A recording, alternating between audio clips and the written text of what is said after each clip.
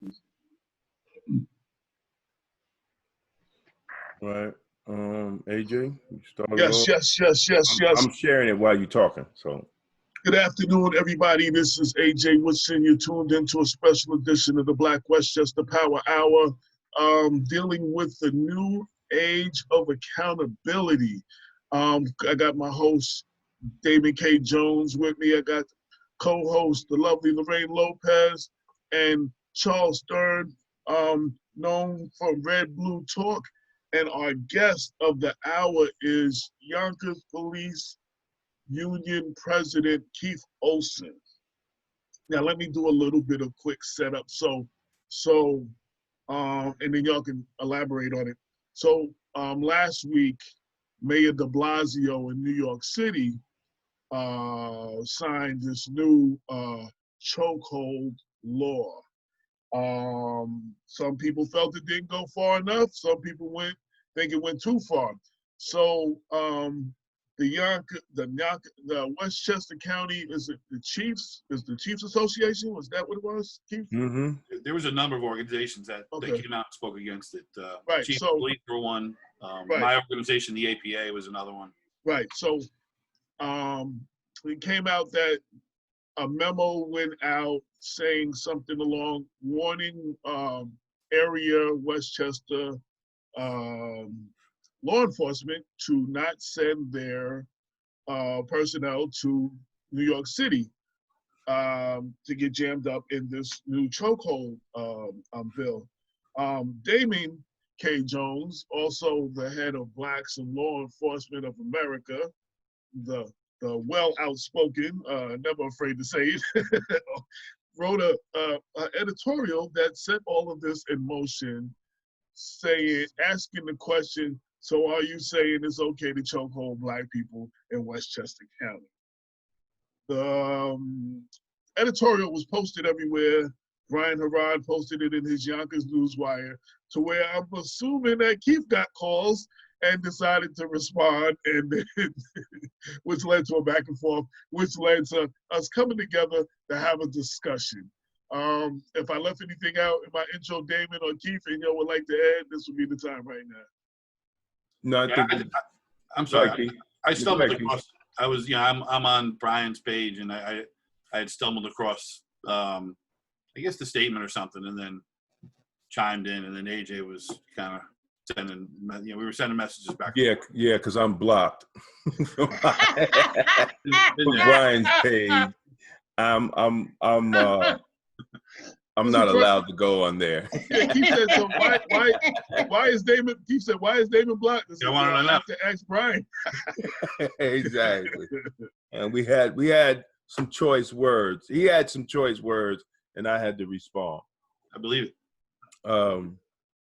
Yeah. So I mean, so Damon, you wrote the first editorial that set this off. Talk about the editorial and why you wrote it.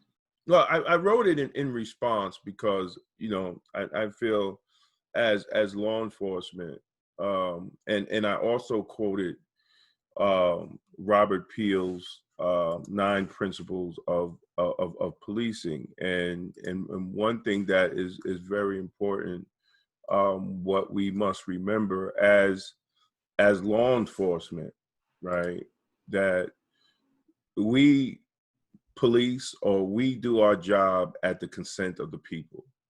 And if the people feel, through the democratic process of electing elected officials, and elected officials work for the people, if the people feel that there are issues in policing in their communities that are not addressed, and the fact that if they're not addressed through the process of policies, procedures, and training, then it behooves the elected officials not to pass laws to address it. I feel that we have these laws in place because of the lack of accountability of rank and file, right? We have these laws in place, not the fact that we understand in physical altercations things happen, but there's a lack of accountability when these things happen that causes death. There's also a lack of accountability that these things happen after the cuffs are on. I've been taught that once the cuff goes on, the person, all other activities cease. But the problem is that we've seen video after video after video, incident after incident after incident, that after the cuffs go on, these things do not cease. So it is the response of the people. I mean, as law enforcement, we work at the will of the people. We are paid by the people. We get good benefits. You know, we live in nice homes, all paid by the people. Policing is at a crossroads, just like corrections was in 2000, where we had to change. We had to change the way we do things in the jail. We had to change how we respond in use of force. We had to change in how we respond in de-escalation. We had to change how we act because they put cameras everywhere, right? I mean, we're saying a cop have a body cam, right? That's nothing, because every corner, when you walk into jail, every corner has a camera. There's cameras watching cameras, and there's microphones placed in different parts of the jail to hear what we're saying. So if we went through that process, I think police will have to go through the process also and adjust. We adjusted, you know, and I think law enforcement totally have to review and make the necessary changes at the will of the people when the people decide that they want changes. And that was my real position, and based off of Robert Peel's 9 Peelian principles that many criminal justice experts and many law enforcement people claim that they follow. So that was my statement. So, then again, we share this everywhere. And for anyone who doesn't know what we're talking about, I just shared the actual editorial in the comments section. So if they want to look at it, it has the letter from Keith's organization. It has the links to the chokehold bill that was signed if you want to know exactly what that was all about. So it was shared everywhere, including Brian Harrod's Yonkers Newswire Facebook page, where Keith, who was the signer of one of those letters, read it and decided to respond. And go ahead, Keith. So in terms of this New York City law, and I refer to it as a diaphragm law, not a chokehold law, because that's really the problem with the law. It was just extremely poorly written. And let's make this clear. New York State passed the chokehold law only a month or so ago. We did not object to it. I don't know of any police organization that objected to it. The truth is that here in Yonkers and in most of Westchester and most of the state, we banned chokeholds a long time ago. We have no issue with that. We have no issue. We are not looking to choke people. And actually, now that I'm saying that, I remember that's what the problem was. Brian Harrod, his title of his piece was "YPD wants to choke him." Oh, yeah, and that is actually what he wrote. And wants to choke him. In true Newswire yes. form, yes. So, Damon, I've been trying to get blocked. I'm just not trying hard enough.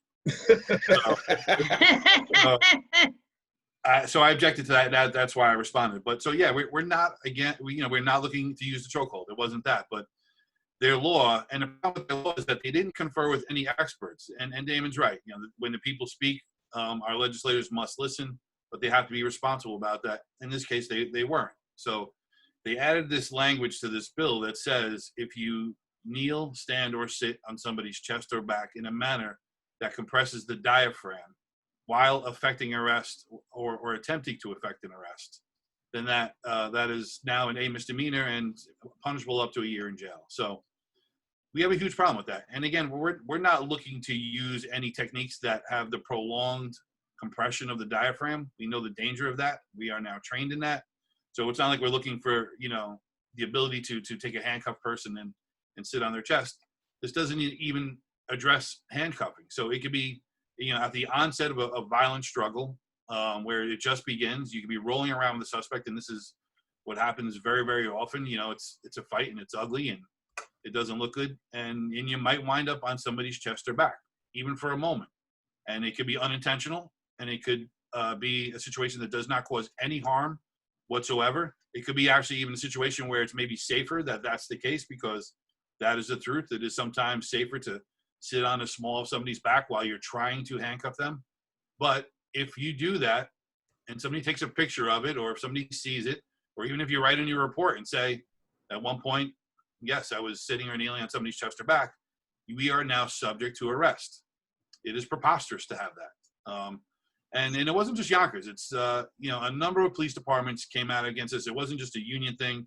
The leaders of the police departments, commissioners and chiefs, recognized how preposterous this was. And they told their officers, we're not going to allow you to go to New York City. And that includes Nassau County, Suffolk County, Westchester County, White Plains, New Rochelle, Putnam County, a few departments in Rockland County. And today, the Staten Island District Attorney spoke out against this law. So what we're saying is, repeal the law. New York State already has a law, and that's the other thing too. You can't have different laws in the same state. That's a key point, right? We pursue somebody. You could be on the Yonkers border, and in 1 minute have one set of laws, and then cross over 5 feet later and have a whole other set of laws, and it's just impossible to police like that. So may I jump in with a question, Detective?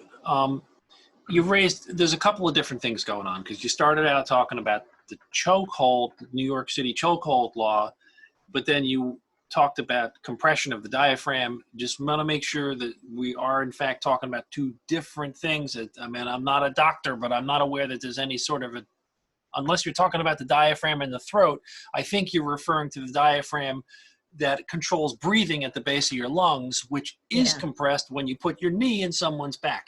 Yes. Okay, so there are different things. Well, so the problem is that it's all one law, Charlie. It's called, and they call it the chokehold law. However, in that same law, they added this diaphragm language. That's why I think it's misleading to call it a chokehold law, and I refer to it as a diaphragm law. New York State passed a chokehold law. We're okay with that. That strictly addressed the windpipe in the throat. When was that passed? Just in that recent set of reform bills back in June, I believe. So recently. There was no outcry from us. We were okay with it. And like I said, we had banned chokeholds in most departments throughout the state and probably throughout the country a long time ago. We have no problem with that. It's that within this New York City chokehold law, they added this additional diaphragm language. It was like, they wanted to outdo the state to get some publicity and to have this race to the progressive left. And it's irresponsible and reckless. May I ask you another question? Should anybody ever be in a prone position after they're handcuffed? I think you should get them up as soon as possible, but there's a lot of variables. I mean, different things happen while you're making an arrest. So, we do understand the dangers of having people prone, especially if you're overweight. There are definitely variables that can pop up, but so in a perfect world, no, but we don't live in a perfect world. We're far from perfect, and there's so many different sets of circumstances that dictate what happens during an arrest, and most of them are not in our control. We do the best we can. I think one of go ahead, Lorraine. The laws, the policy that you're talking about in New York City, that does not apply in Westchester County and going north, or it just applies To New from York City. Yonkers forward? It only applies in the 5 counties of New York City, the 5 boroughs, which Okay. we also feel is unconstitutional. It's going to be challenged. We don't think you could do that. There are a lot of, and it's not important that I don't think you can do that, but there are legal scholars and attorneys who think that is likely unconstitutional. Well, that's another angle on this thing, Detective. How often do you come across local ordinances that make it hard to police? Is that a common thing? This is the first time I've ever seen anything like this, to be honest. I mean, there are smaller ordinances that really don't come into play. We don't have jurisdiction over those smaller things, but in a situation like this where we find ourselves in New York City often, not just on a pursuit leading from Westchester down to the Bronx or New York City, but our investigations take us there all the time. As a detective, I can't even count the amount of times that I've arrested people in New York City, served search warrants, things of that nature. Let me ask, and to be clear on this, there are 43 municipalities in Westchester, and then you have the county police on top of that. Are you saying that there is, I know you said you can't have different laws, like if you cross a border, has there been any of that, like going from Mount Vernon to New Rochelle or Yonkers to Mount Vernon or to Scarsdale or chasing someone up to White Plains? Once you cross over the border, is there a difference? That municipality's law is different or something you have to adhere to in that municipality or? No, anything? the simple answer is no. I have to disagree. Municipalities' policies and procedures change.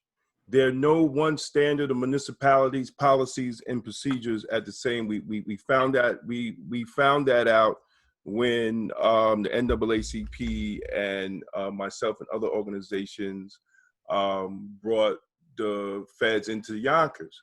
There's no actual standard. We're talking about the law, though, Damon. The law. This is the law. We can be prosecuted for violating somebody's policy. Let me finish. Let me finish. When New York State makes a law, it's a minimum standard, right? So they passed a law, and the chokehold ban was the minimum. If New York City decides to go beyond that minimum, it's their right to do. It's their right to do that. Because what we will say is that we follow New York State minimum standards. That's what law enforcement organizations say. We follow New York State minimum standards. But there are national standards and there are international standards. So now, if New York State decides to do that, they're probably in line with international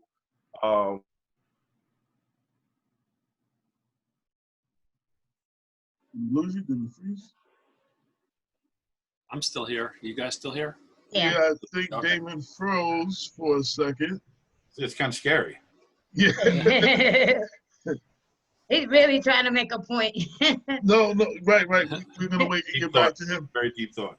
But I had to ask that question because I was like, I've heard, and I'm not well versed in this. I learn more. I learn with every story I do. I learn a little bit more, and I know that certain cities have complained about the way they do things. Okay, Damon signed off and signing back on. Hold on.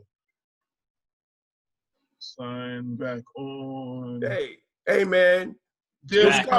Hey, the Scarpino and the boys just kicked me off. What the hell just happened? Got you. You broke the internet. Welcome broke back. The internet. So you froze in the middle of the sentence. So we have state minimum standards, right? Then we have national standards, and then we have international standards.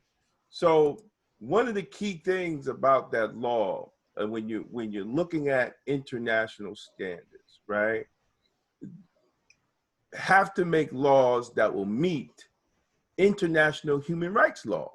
So according to Amnesty International, the United States has failed in respect to protect the rights of life by failing to ensure that domestic legislation meets international human rights standards in the use of force and lethal force by law enforcement officers. So municipalities have the right to do that, right? They have the right to set what their standards are in use of force and use of deadly force. The minimum standard is no chokehold. And before, like I said before, because of the fact that there were other issues in serious injury and death, and the lack of correcting that through training, through policy, or enforcing policy creates the law. So, and I would bet my money that will be in line with international human standards. So, I mean, Damon, you have to understand, there's a huge difference between standards and laws. So yes, each department has their own set of policies and procedures. I think for the most part, they are extremely similar, but there are some verifications depending on which municipality you work. But we're talking about a law, and what they did there was, and we're going to find out if it was constitutional or not. It's going to be challenged, but In the meantime, what we do know is that it's reckless. And what they're asking for, the language that they put in the chokehold bill, the diaphragm language, it makes it nearly impossible for a police officer to effectively do his job.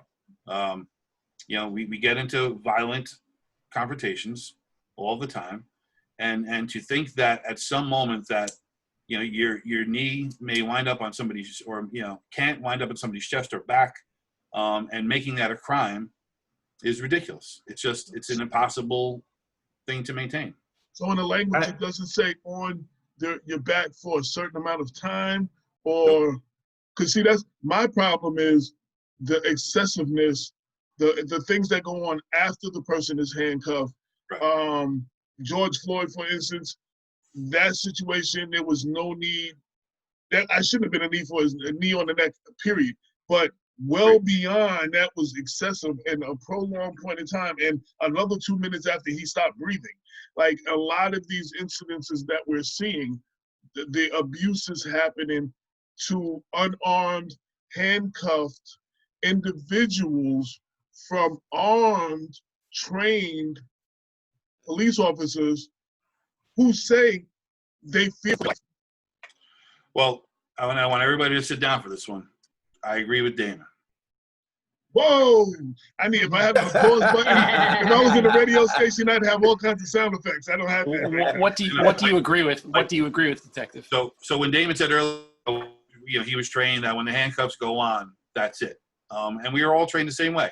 And if you really break it down, when you talk about these instances that we're seeing on TV, each and every one of them are remarkably different. They're similar in that somebody may have lost their life, and no matter what the circumstances, those are tragic. But very, very few of them include somebody who's handcuffed.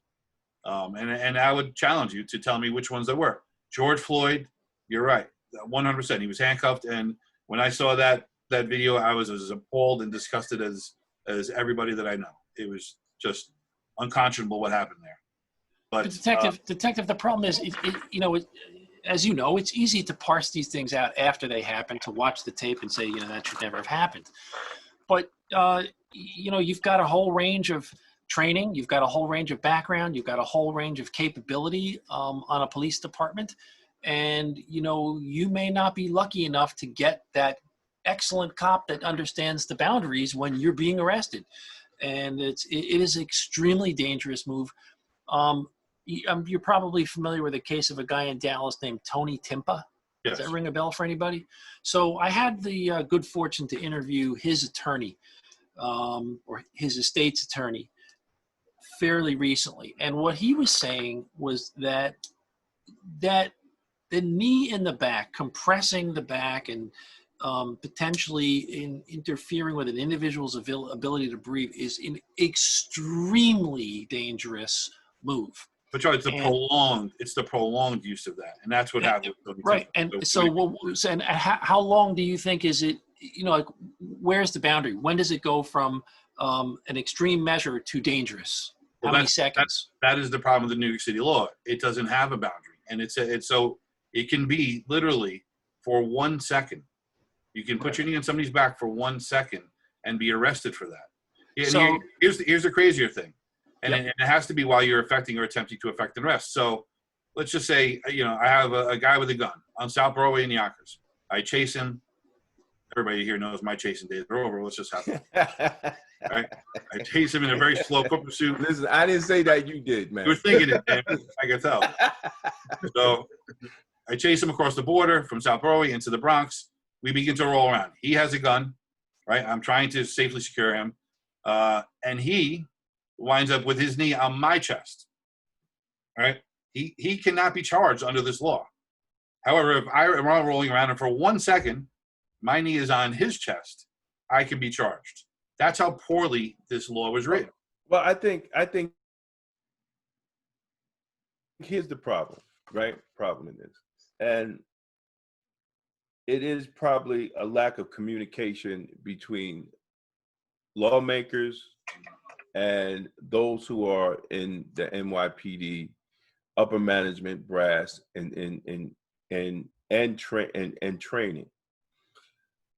When what I saw was a video of them teaching the officers how to do that and putting the knee to the back of the neck, not for a second, not for 60 seconds, but through the whole process of putting the cuffs on. I'm not Damon. Damon, that guy Jeff Henley, the attorney for Tony Timpa, told me that anything more than about 8 seconds could potentially kill you.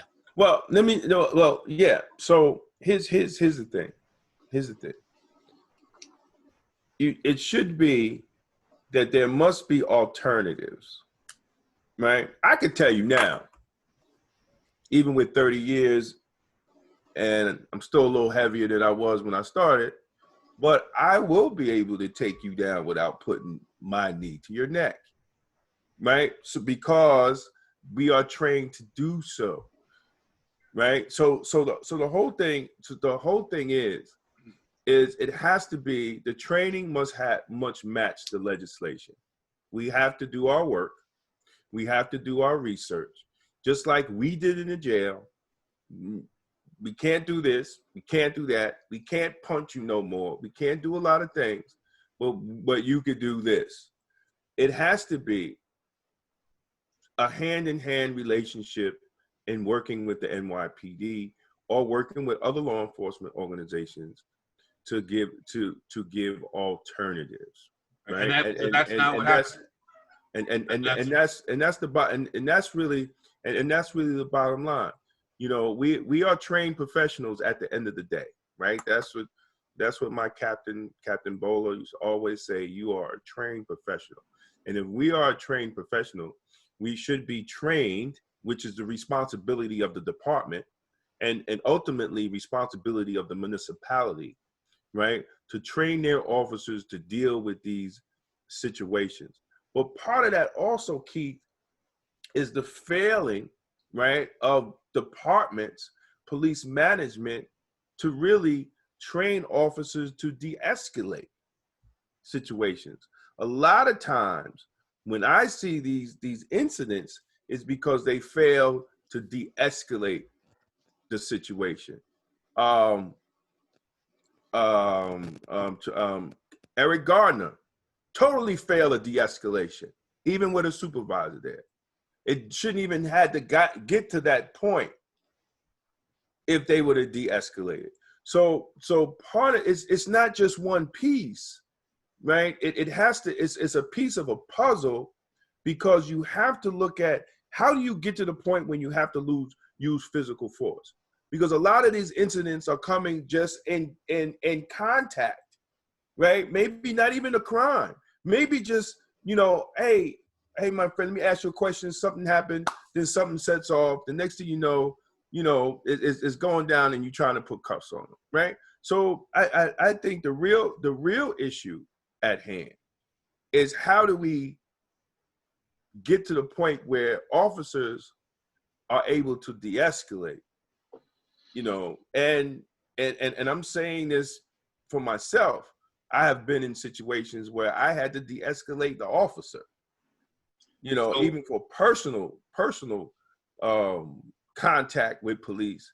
Like, yo, bro, like, really? So we have to get to that point. Now that the law has happened, right? We have to have real conversation around it, because of the fact that officers say they can't do your job. And this is what I tell officers. I said, well, you got this new memo here, right? Here's the new memo, right? And it tells you to do this, you do that. That's your job.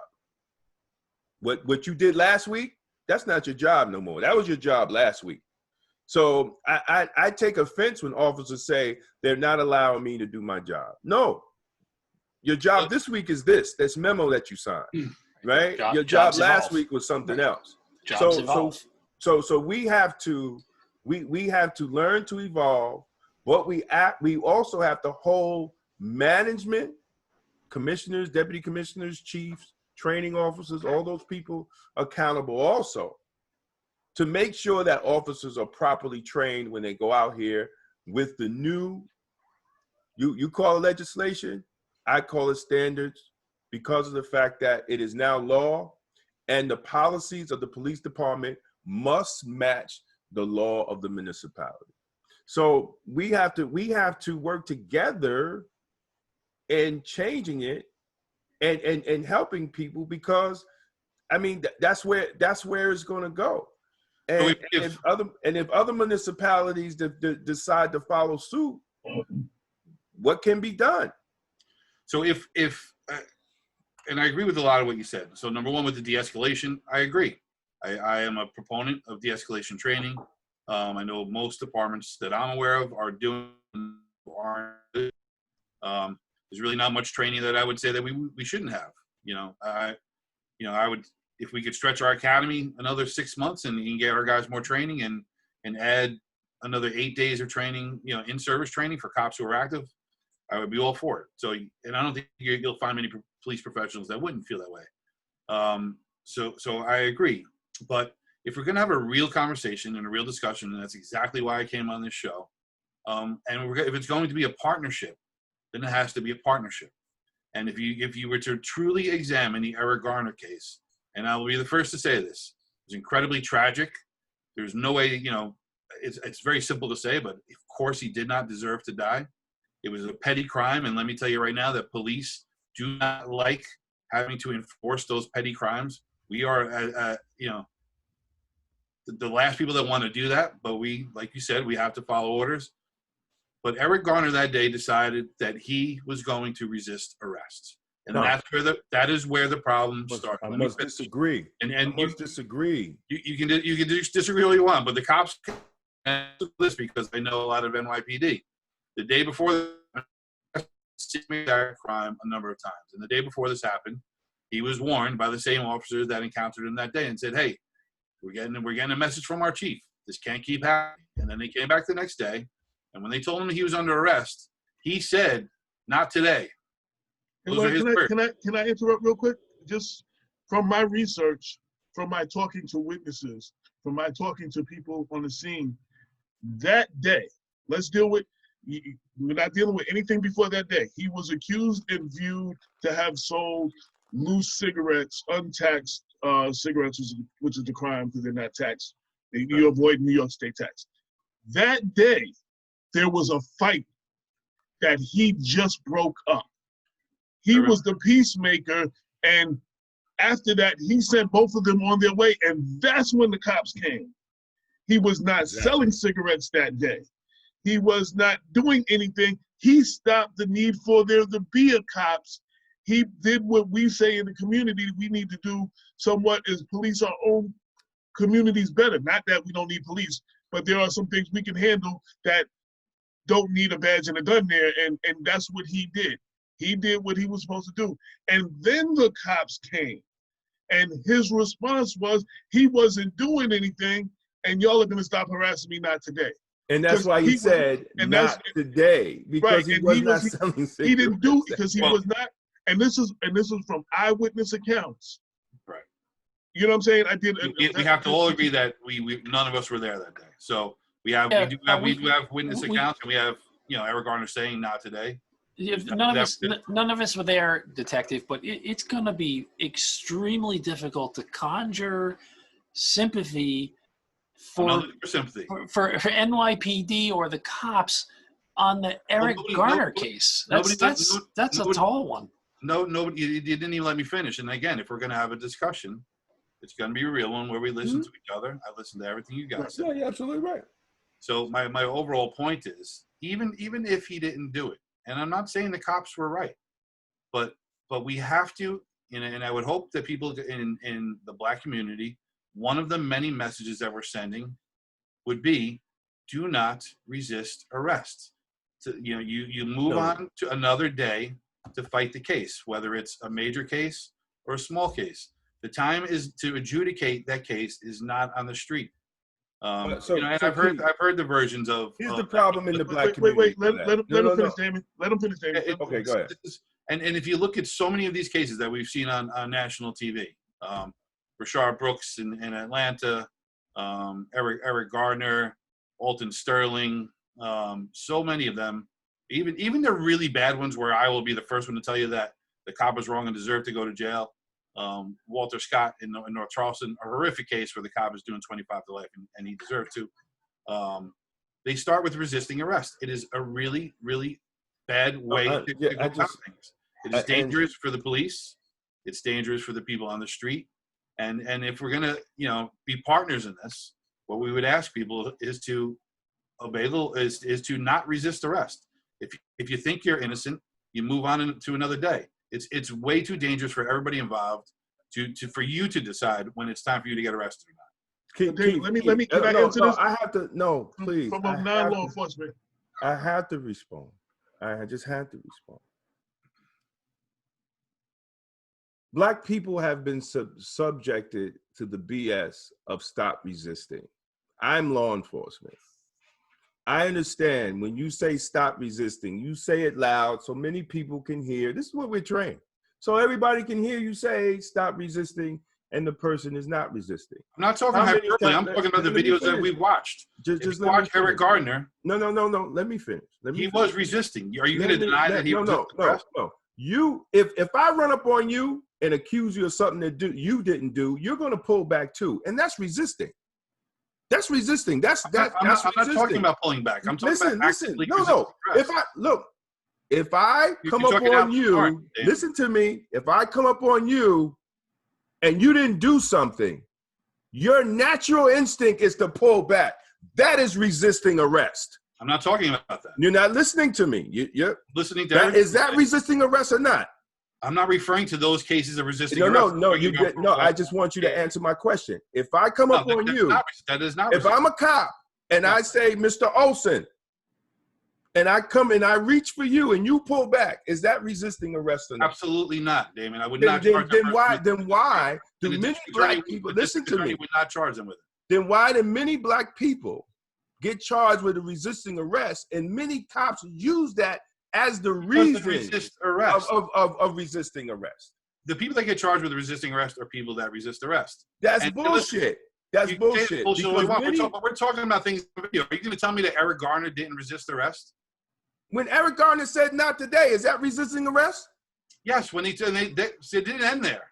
So let's not change what happened. Because they jumped on his back and put him in a chokehold. It didn't end there. That's it. You're under arrest. And they went to handcuff him. He refused to be handcuffed. And he put his hands up because he didn't. And then he tried to get his hands behind his back. No. You can debate this all day long, but the video is there. If you re-look at the video. Are you telling me that Eric Garner did not resist arrest? No, he didn't resist arrest. I'm going to tell you that because you can't be arrested for something you didn't do. If you're being arrested for something that you didn't do, they said he was selling cigarettes. He wasn't selling cigarettes. You don't know. He'd been arrested for selling cigarettes like 20 other times. What does that have to do with that day? Because for some reason you refuse to believe that this happened. No, because you're bringing up a man's history. AJ just told you with eyewitnesses he wasn't selling cigarettes. So if I come up to you with 4 or 5 other people and accuse you of something that you didn't do, what are you going to do, Keith? This is human nature to say, no, I didn't do it. But guess what? Under how we write our reports as law enforcement, that is resisting arrest. Many of the Damon, cases, you're not a police officer, so let's not go there. What happens out on the street is different than what happens out on the street. I'm a black man. I know it for fact. And the fact that, Keith, you're saying this from your law enforcement. Listen. No. And the fact that when you look at the many police brutality cases that the Department of Justice have reviewed, they have always used resisting arrest as a cover-up for police brutality. Not only resisting arrest, obstruction of governmental operations and all that other yada yada stuff. When they wasn't resisting arrest. We're going off topic. Wait, David, we're talking about an issue here. Can I respond? In many cases, resisting arrest is a fraud. The same way Sergeant Kaseyadu was charged with resisting arrest when he didn't resist arrest in Yonkers. Come on, man. Keith, let me say something. Please. So from a non-law enforcement perspective, from a black man in America, what you don't understand, and it seems that nobody really takes, the black community has been, police officers have abused, maybe not you, but police officers have abused their power and violated the rights of citizens in Black and brown communities for so long. I've been accused of things. I lived in Suffolk County, Long Island, between the ages of 7 and 14. I've been taken in the woods and beaten, got my ass whooped because they didn't want to do paperwork for something I didn't do. They just saw a bunch of us and they grabbed us and got my ass whooped in Suffolk County. You know what I'm saying? In the early 80s, late 70s, early 80s. So I know about that.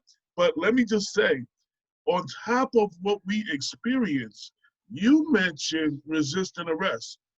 Tamir Rice, the young man in Cleveland, the young boy in Cleveland, was not resisting arrest.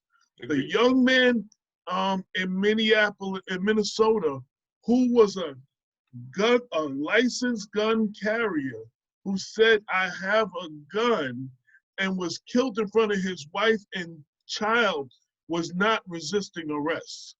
There are several of the well-documented, when they busted in Breonna Taylor's house, because they were looking for somebody who actually technically was being arrested at the same time and was not there, and he had no relationship to her, and they busted in her house, and it ended up to this this emergency service worker, medical worker, being killed in her house. She wasn't resisting arrest. When they busted in that 90-something-year-old Black woman's house in Atlanta, you can somebody bust in your house, you got a right to start shooting. There was no knock warrant. They had the wrong people. They busted her life. She shot. They opened fire on her. There are several cases, and I can keep going on and on and on. I don't want to prolong that, but you were talking about resisting arrest being a lot of these cases. Kenneth Chamberlain was not resisting arrest. Christopher Ridley here was not resisting arrest. Well, listen. No. But so resisting arrest is not a lot of these cases have nothing to do with resisting arrest. So I didn't want to have a whole just about resisting arrest. No. I understand. And if the police say it's resisting arrest, that's an official record. But even and no disrespect, but even in Yonkers, I've done stories where Yonkers police falsify search warrant affidavits and lie on their records and have been convicted. AJ, but that's all we have to go by is what is written. The police officers' work. Well, the point I'm making is that if it wasn't for the cell phone or cameras, we would take the word of the report that the suspect was resisting. We see many times that they wasn't resisting.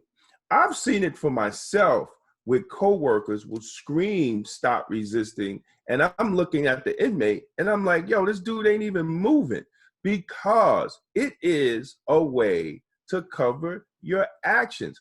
I get it. I understand. No, we teach people, right? The National Black Police Association in 1972 started what to do when stopped by the police.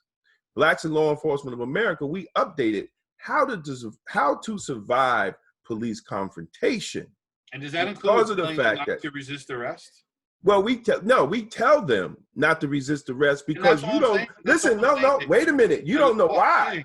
No, listen. Because Keith, because you don't know the mentality of the officer that's actually you have encounters with. Because officers do not de-escalate. Police officers. I mean, I don't know how you could say that. The officers do not de-escalate because there's something called. It's not true, Damon. What? It's not true. No. It's not true. Sandra Bland, the officer, was the aggressor. The officer was the aggressor. You don't pull somebody out of the car just because they didn't want to put their cigarette out. Are you kidding me? Here's all right. So I mean, you were going all over the place. You were going from Texas to Minneapolis. Well, I'm bringing up incidents. The Sandra Bland incident was an incident. It was an incident of police aggression. I would never say that there aren't bad incidents. Of course there are. But since we're talking in totality, the reality is that there are roughly 70 million interactions between people, civilians, and the police every year. There are roughly 10 million arrests that happen every year. And there's only about 1,000 police killings. And now here's the problem. People conflate police killings with police murder, and that's just not the truth. The reality is that the majority of those police killings are justifiable killings where the officer had no choice but to use deadly physical force. The reality is that in 0.0014% of encounters, people are killed by the police. It is infinitesimal. The amount of interactions that people have with police, comparatively, the amount of people that are killed after those interactions are infinitesimal. I'm not saying it doesn't happen. And listen, every time it happens, hold on, and especially if the officer is at fault, they should be held accountable. Hold on, but if black people make up 13% of the state, but it's 75% of the police encounters. I didn't mention anything about black people. Well, I'm mentioning it because you're talking police encounters. So if you're going to take police encounters, right, we have to look at who is being encountered with the police.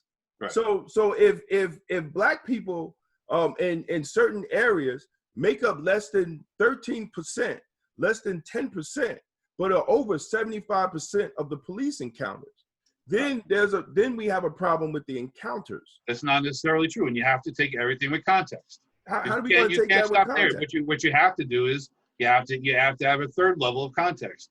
Police where the crime is, and that is crime in white neighborhoods. Police don't police there. There is not the same kind of crime, Damon. It's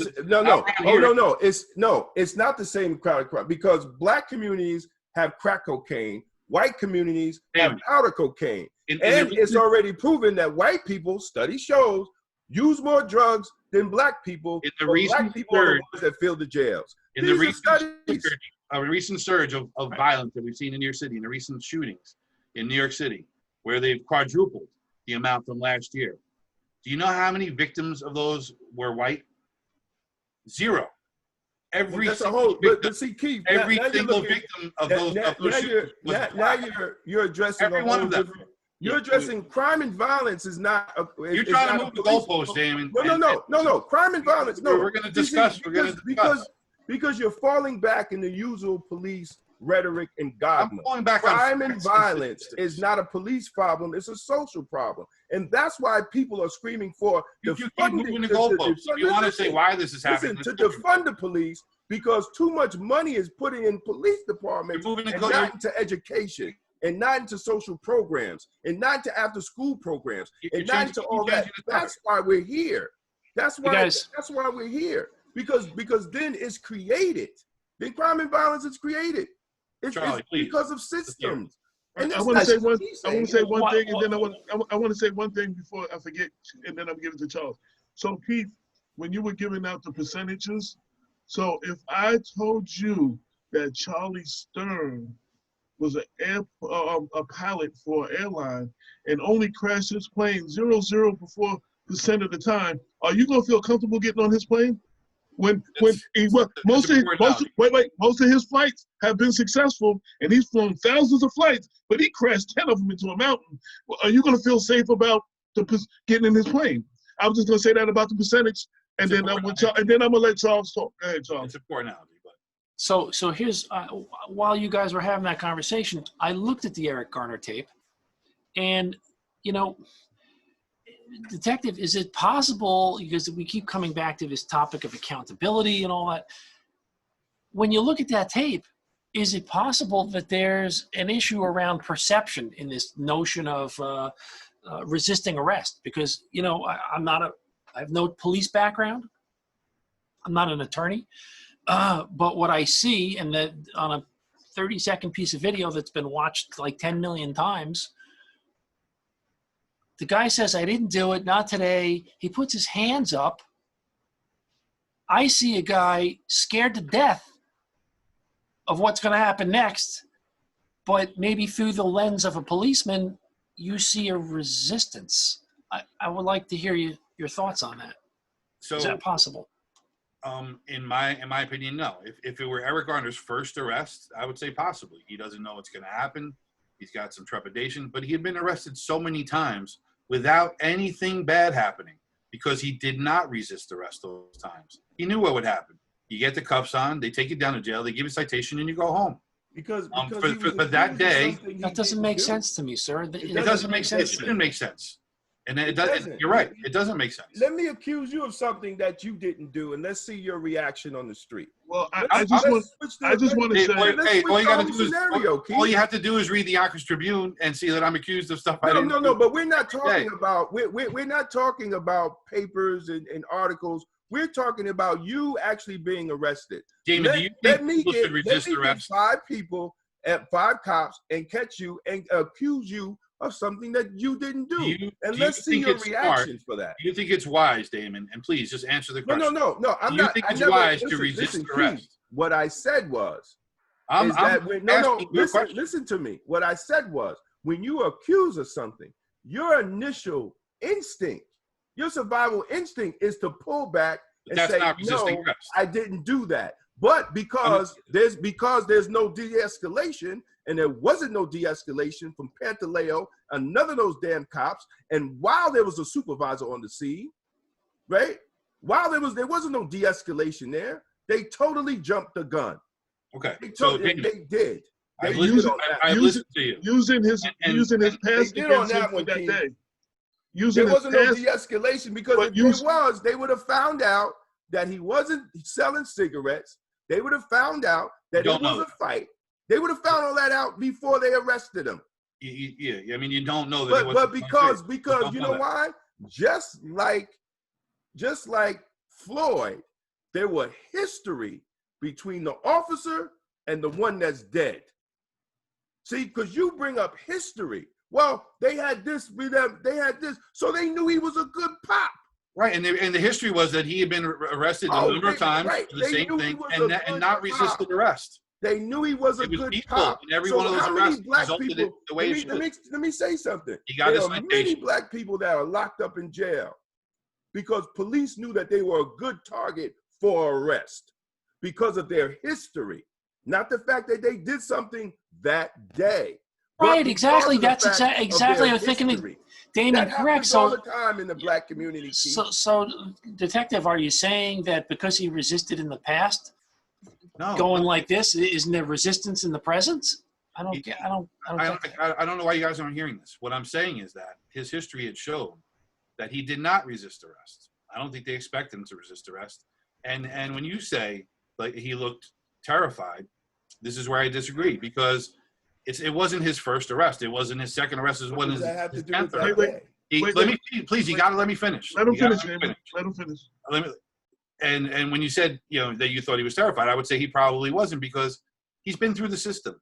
He knew what would happen. If you get handcuffed, you go down to the station, they give you a summons, and they release you for that petty crime. And again, I think it's a petty crime, and I think it's a shame that the cops even had to deal with it. But that wasn't their choice. To that I say, when I said about my investigation and you said that I was not there, he had history with the police. And you don't know, because you wasn't there, that there wasn't abusive behavior between the police and him when he got into custody, or any of their handling of him, for him to respond the way he did that day and say, not today. Y'all are not gonna harass me today. You understand what I'm saying? So because you weren't there, and you can only go by what you read, and again, you said I wasn't there, even though I talked to witnesses, but you said I was not there. You can't talk about the handling of them and their history for him to have a reaction like, y'all are gonna stop harassing me, not today. You understand what I'm saying? And right. That's what I'm told happened, and you can't tell me that that's not why that happened that way. You understand? Neither one of us can definitively say that happened. Right. And that's all. And I want to give to that. I want to give to that. Neither one of us at that point. I want to agree there. Neither one of us can say exactly what happened. You can give your perspective as a police officer. I can give my perspective as a journalist and as a black man, and go by what witnesses said. And we're never going to agree on that one thing. But I just wanted to get you to that point that you weren't there, and agree that neither one of us were there. I'm good with that. So I'm only going by what we saw in the video. Right. Which brings me back to my original topic. And Damon, you still haven't answered my question. And my point of even bringing this case up, and I'm somewhat sorry. Yes, he has. Wait, Keith. No. The question is, do you think it's a good idea to resist arrest? Wait. It's safer to not resist arrest. No. Damon said, wait, Damon. He did answer your question. When you He told you in his organization that they do teach in how to survive a police confrontation. I have to make it so clear. He did answer that question. I just want, because you keep asking me though. But we have to make it clear because of the history. Listen, understand, because of the history of Black men and women unjustly arrested for what they call resisting arrest, right? Okay. Now when you are approached, and this is human nature, of doing something that you didn't do, nobody, especially Black people, are we going to go into the police station? Absolutely not, for something that I didn't do because I might not come out. Understand history. Understand what Black youth see when they watch these videos of Black men and women unjustly killed by police, and really no accountability. Now, in a perfect world, no, you shouldn't resist arrest. In a perfect world, but we're not in a perfect world, right? What we teach is to follow the instructions of the officer.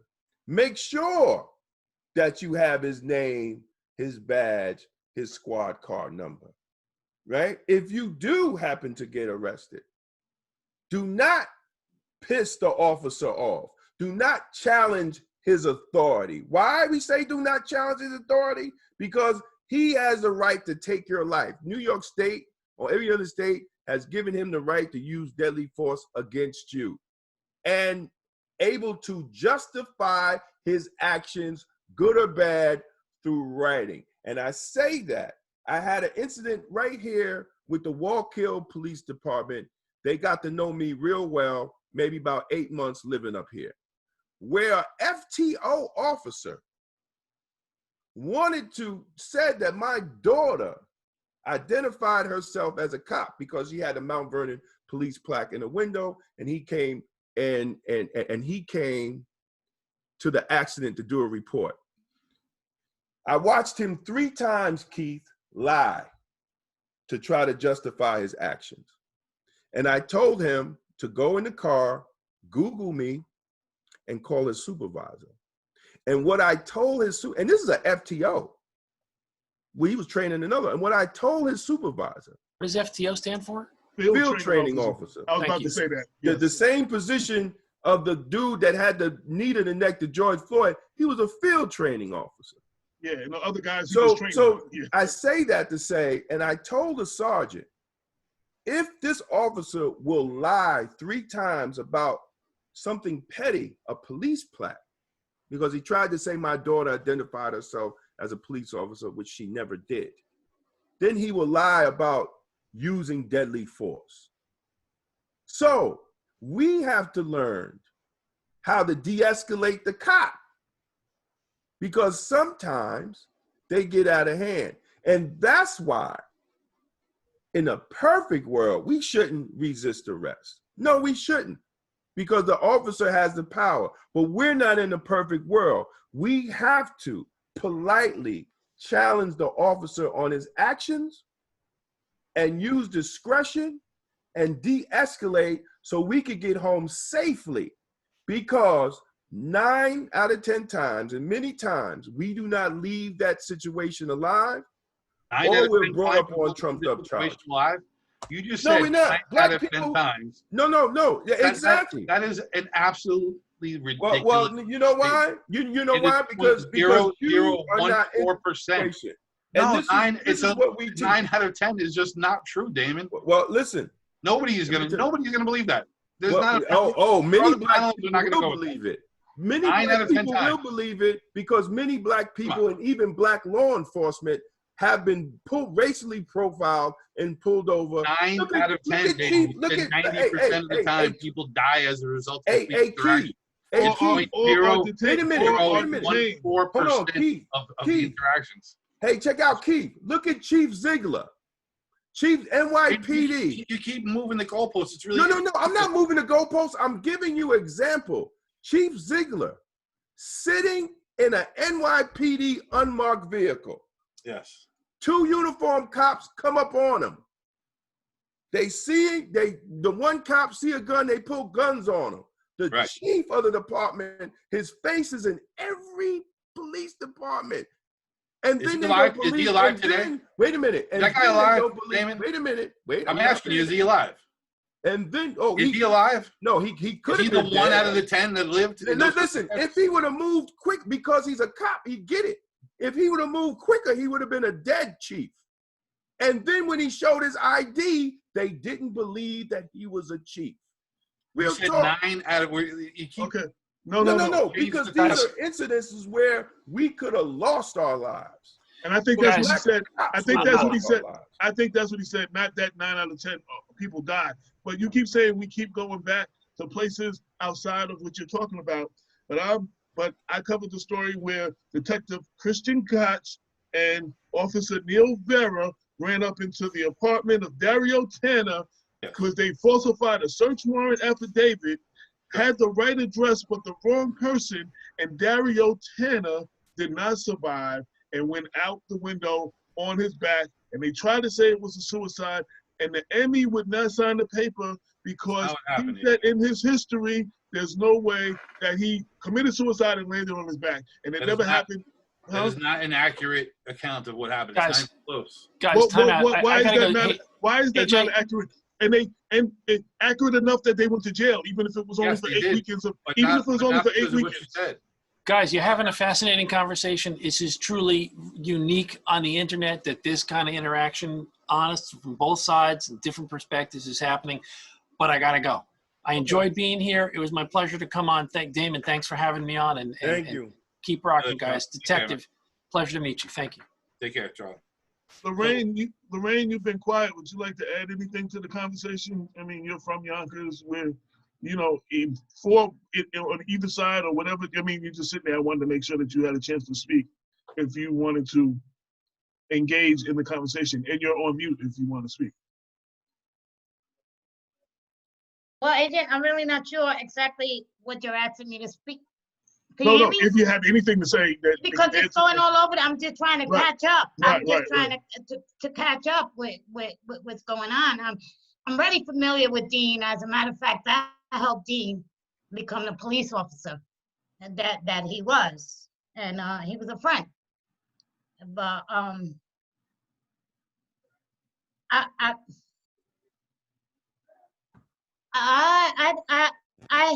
don't know how to say it. I've been arrested several times, all in Yonkers. Some of them I can say, yeah, I did it. Some of them I can say, no, I didn't. And I've been charged with disorderly conduct several times. I don't think maybe I don't think no resisting arrest, but disorderly conduct. And I had one situation where I know I did nothing wrong, and because I had a relationship with a chief of police at that time, it was an internal stuff going on, and I became the target. And when I tried to explain, this is not what happened. I got a call from the commissioner of police at that time, and he told me, he said, "Let it go, Lorraine. You're never gonna win." And then I met with the mayor. I met with him, the three of them, and he wouldn't drop the charges. There was nothing I can do about it, and I had to eat it, and it's on my record, and it happened more than once. But this is something that happened years ago, many years ago. I don't see that sort of I mean, I'm sure there is, but I don't see that atmosphere of policing anymore. I think that yes, absolutely. There needs to be some changes, and we need to work together. But I, as a mother of a Black son, what I want to hear is, what are we gonna do to work together to make sure that Eric Gardner doesn't happen again? That it doesn't happen to my son. That it, so like how do we shift the conversation so that we can talk about Eric Gardner, we could talk about everybody. It's happened, it's there, it's a reality, it's the truth. How do we work together to try and fix this? Because we keep saying we need to have these conversations. The opportunity is here. Let's have this conversation and let's see how we can fix this. I mean, it's not going to happen overnight, but let's try. It definitely happens with discussions like this. And let me just say this, like, you know, all too often in these discussions, we let our emotions get away and things get a little out of hand. But like, my point about the resisting arrest, like, and if we went around and around in circles and we got onto our car, I brought him up. But if you look at the reality is Damon and I agree, and he's already been training on this issue. Like, we could have stopped the conversation right there and said, you know what, we agree to a point that people should not resist arrest, and that it is dangerous, even if the cop's wrong.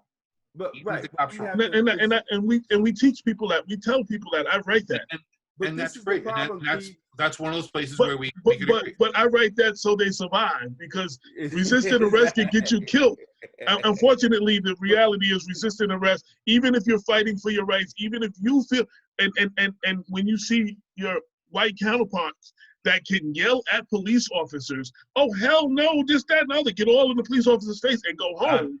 On Yonkers, AJ. Well, there's enough documented videos of that, and a black person can't say anything on, you know, so we inform them to fight. They have a fight, but that fight can't be there. And they need to, and police officers, most important thing in this conversation, police officers are trained to make it home alive. And what we try to do is train the public to make, because y'all are the trained professionals. These are civilians. You know what I'm saying? They don't have any kind of training. You know what I'm saying? We try to train them to also make it home alive. And one of those things is, whatever the officer says, do the officer. Now, you don't know, when Sandra Bland happened, the biggest thing, and I'll send you the video later if you've never seen it, Damon said Sandra Bland should have put the cigarette out. Even if it was her right to smoke, he argued that she should have put the cigarette out. Right. Because the officer, and deal with everything else later. You know what I'm saying? But I say that because just like police officers, law enforcement are trained to survive. And as AJ said, the civilians should be trained to survive, because you do not know. See, one question we never talk about is the mental capacity of the officer that comes to work.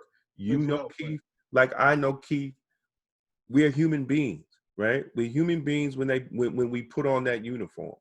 We have good days and we have bad days, right? Because we go through all the life stresses as anybody else. So what I tell them, that you don't know what happened to that cop that morning when he put his uniform on. You don't know. He might have called his wife cheating, right? His daughter might found out his daughter was pregnant. You don't know the issues that officer is carrying on him while he has the right to use deadly force. So you have to act accordingly. You have to act accordingly, and the people have to act accordingly. I think the big problem is, if we as law enforcement are going to tell, we're going to tell the civilians and people not to resist arrest, we also have to be accountable enough to tell our community to stop racial profiling, to stop picking people just because you have history with them, right? To stop making collars for dollars. If I know if I'm going to get so-and-so on a quick arrest, right? He already has a record, and he'll sit in 6 months in jail before he ever see a judge, right? These are the things that happen. And if we're going to be honest, I have no problem with telling the public, right, don't resist arrest. But if I'm telling the public don't resist arrest, then my law enforcement brethren and sisterin must be held accountable also. And don't make bullshit arrests, right? Don't racial profile. Don't do the things to boost your numbers up. So you want to get some numbers. You want to make sure that your numbers up on that. Don't jump out on 2 old women and throw cuffs on them and drag them in the police department and search them and think they bought drugs when they did. See, Damon, that's unfair to throw that stuff out there. And I was just about to.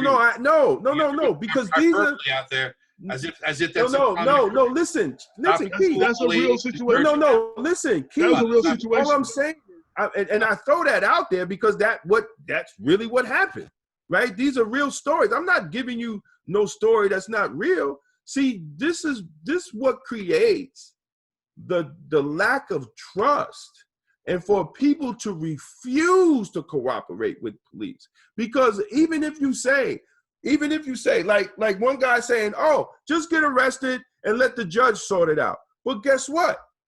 By the time the judge sorted it out, you done lost your damn job. You done lost your job. You can't pay the rent. You can't pay your child support. You can't do all these things because you're waiting for the system to work out an arrest that you really didn't, nothing happened. So we have to look at what arrest does to individuals and how it changed their lives just from one arrest. Right. Just from one arrest. And if the law enforcement community is not going to be sensitive to that, then we're never going to have cooperation. It works both ways. That's all I'm saying. It works both ways. Right. I don't have a problem teaching people, but I want my law enforcement brethren. Is this the Damon Jones show, or do we get to jump? No, man. I'm just saying, brother. I'm just saying, I love you to death, man, because you're the only union president that I could do this with. But I love you for it because you're coming to the table, man. You're not like a lot of these union presidents that like Pat Lynch, just talk, right? Come to the table. Let's be together on solutions. Right. But and I respect you for that. And I appreciate that. But we really do have to listen to each other. And I'm listening. I'm telling you now, I'm listening to everything everybody here has to say. But it has to go both ways. So in terms of that, like when you talk about this partnership, you have to remember that, like when we talk about reform, and some people think like police are afraid of reform. Like I laugh at that because we are under and have been under a constant state of reform forever. I'm on the job 31 years, and if I look at the job and how we policed back in 1989, and Lorraine kind of addressed this, and between 1989 and 1999 and 2009, and then now 2020, it is a world of difference. And that is because we have evolved. We reform, just like your guys, Damon, our guys have been on video, and every cop out there knows, even without body cameras, and body cameras are coming, but even without them, everything is on video. There's a video camera in every nook and cranny of this city. Not on video. So, we get it, and we should be partners, but we are reforming. We have we're just not loud about it. So the New York State passed the Chokehold Law. We didn't say a word. We're okay with it. We get it. Like that is we and people forget that there is already a partnership. And here's the thing that frustrates me. It's that, we get painted as the villain, but people forget, the most obvious thing, and that is that people like myself and my coworkers risk our lives on a daily basis protecting communities of all color. In my case, I policed the west side of Yonkers my whole career. I've been a PBA president for 10 years, so I've been off the street for 10, but for 21 years, I went to work with determination, with fairness, and I do not consider myself different from the overwhelming majority of people I worked with. And I, with pride, protected and served a Black and brown community. And that's what gets lost in this conversation. And yes, there are some bad apples. And yes, even for not the bad apples, sometimes what we do goes wrong. And in those cases, people should be held accountable. But the reality is that more often than not, we get it right. And in our hearts, we're trying to do the right thing. And I want people to remember that. Let me say something, Dave. Let me say something, Damon. Let me say something. Let me say something real quick. So I agree with a lot of what you're saying, and I just want to say on both sides. Now, from a journalistic standpoint, pulling myself away from the situation, what I see on both sides is judging the many by the few. What I mean by that, just like the bad cops that do what they do, that is what they see in the streets. Because of that, the community looks at all cops like that with a little question mark. But it also goes the other way, because we do have some black men and brown men who are thugs and drug dealers or whatever. Yo, I get looked the same way as they do by the police. You understand what I'm saying? So the police look at all of us like that. So that both sides are judging the many by the few. And it's because of their shared experiences. And I do understand that. You understand what I'm saying? I totally get that. And I've heard that many times. And what I'll say is that we're not looking at you differently. But like, you know, we are going to look at you. And like, it would always frustrate me. Like when I was in a radio car and I would look at somebody, like, I'm looking because I'm trying to figure shit out, you know, and I'm like, who is this guy? Is it somebody I know? Is it somebody maybe I'm looking for? And then like at the moment where I realized, all right, this isn't who I'm looking for. This is just some dude. I realized that guy that I'm looking at, he's pissed that I'm looking at him. Like, and I get that. I get that. But like what's forgotten is that like, I'm looking at you for the right reasons for the most part. Like, cause I'm trying to protect a black and brown community. It ain't magic. You know, it does it and it's really, really hard to do. But you know, Keith, I think a lot of times is because when incidents, when horrible, egregious incidents happen, you know, everybody say, you know, where are the good cops, right? Right. And I say it all the time. You know, it's only a few bad law enforcement.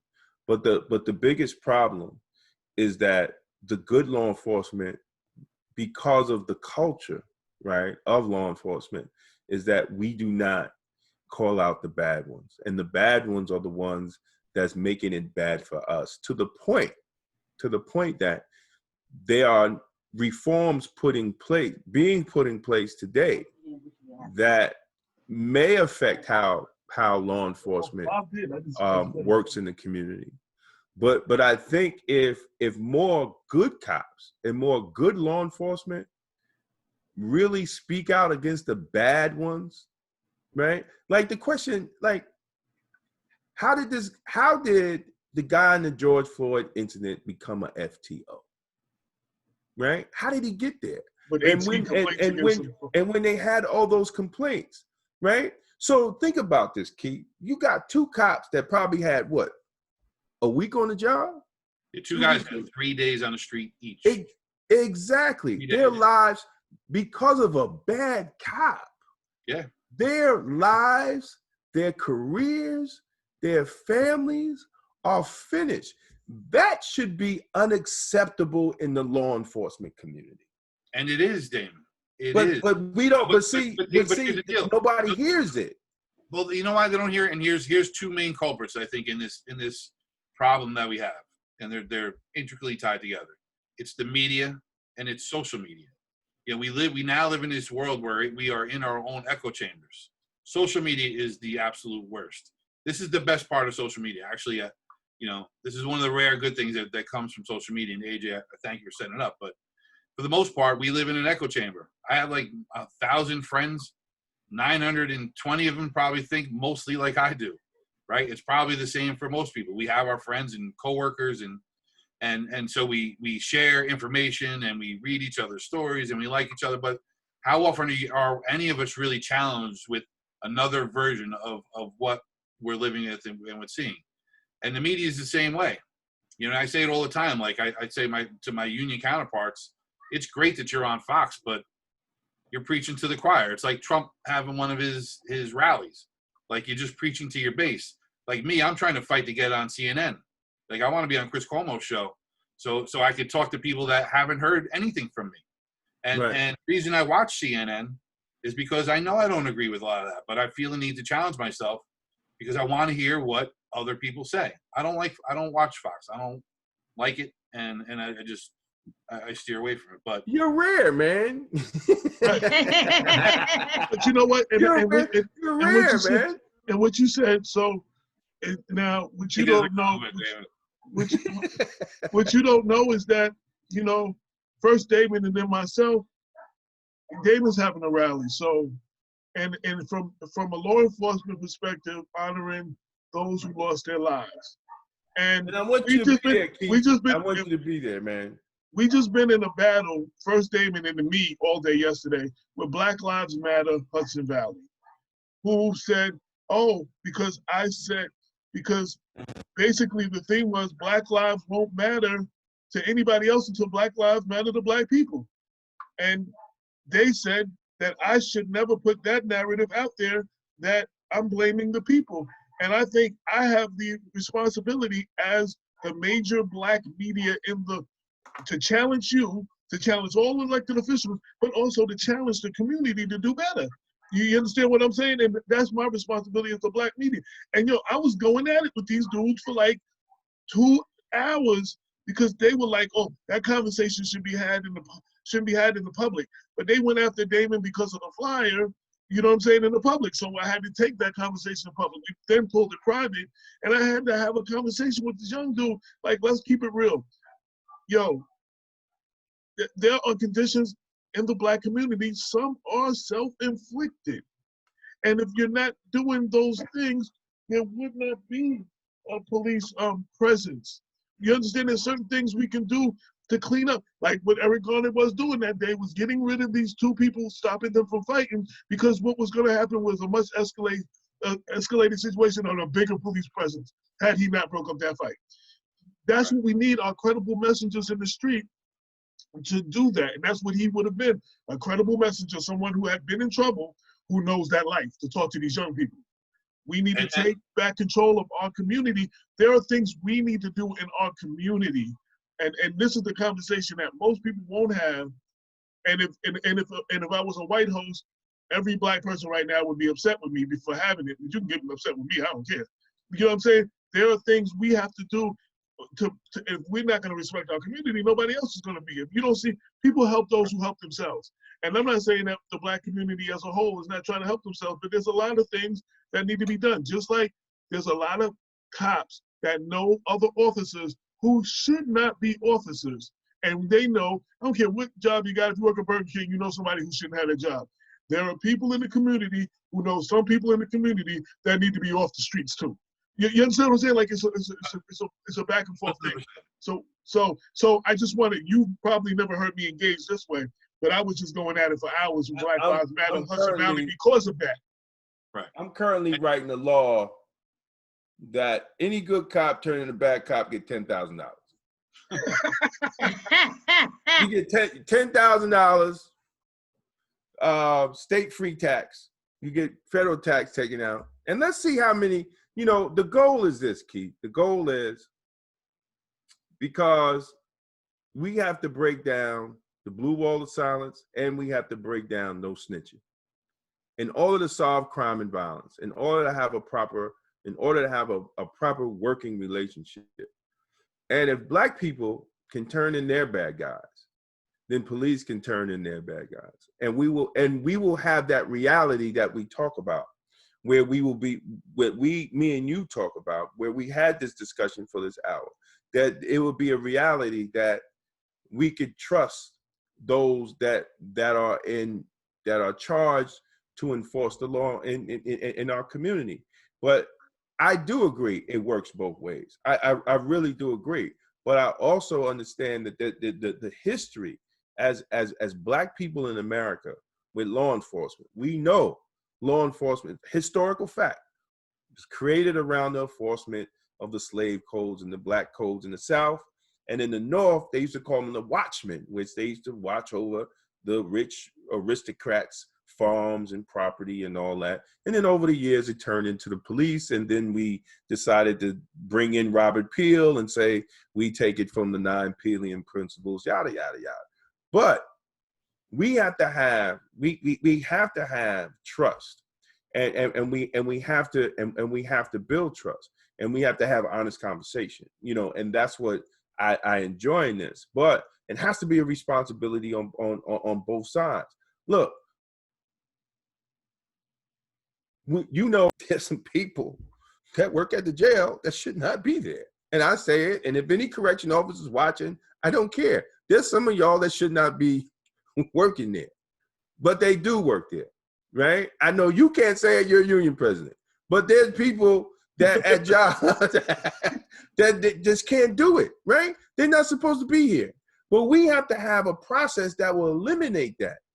Because what happens is when there's a use of deadly force, when there's an incident, and then we turn around and we look at the history of this officer, we're saying, how is this guy still on the job? Why is he still here, right? Because he's a detriment. You know what I'm saying? That's all I'm saying. You have to work that out. And you'd be shocked at how much union presidents agree with what you say. So, and that's why these discussions are important, because we don't realize. Because of Pat Lynch, I would be surprised, because he just makes all y'all look bad. I'm sorry. I just had to say that. I think even Pat Lynch would agree. I mean, nobody wants a bad cop more than the union president, because they become our headache. So when it comes to, like we talk about constantly about, you know, getting better recruits, finding ways to get better recruits, stricter background investigations, things of that nature, 1,000%, we're in agreement. And I couldn't agree more. We have a probationary period. It's a year long.